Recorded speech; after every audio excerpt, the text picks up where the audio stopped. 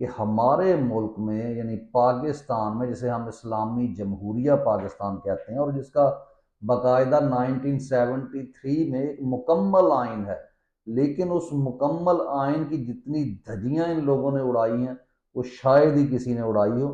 اور اب جناب ایک موصوف جو ہے آپ کے ایئر چیف صاحب جو ہے وہ میدان میں آ گئے ہیں، ایئر فورس کے چیف، اور ان کی یہ خبریں چل رہی ہیں کہ جناب جب ان کا حکم تھا کہ آپ نے رافیل طیارہ ضرور گرانا ہے، اور وہ خود گدا لگا کے آپریشن سینٹر کے باہر جناب اس کی نگرانی کر رہے تھے، یعنی انتہائی وہ کیا کہتے ہیں ڈفر قسم کے لوگ ہیں۔ ہم تو سمجھتے تھے کہ شاید یہ دوسرے بری فوج والے جو ہے ڈفر ہیں، لیکن یہ بھی اسی طرح کے ہیں جناب۔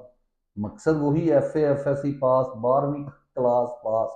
اس بندے سے بندہ یہ پوچھے کہ تم کیوں بھائی گدا لگا کے آپریشن سینٹر کے باہر لیٹے ہوئے تھے؟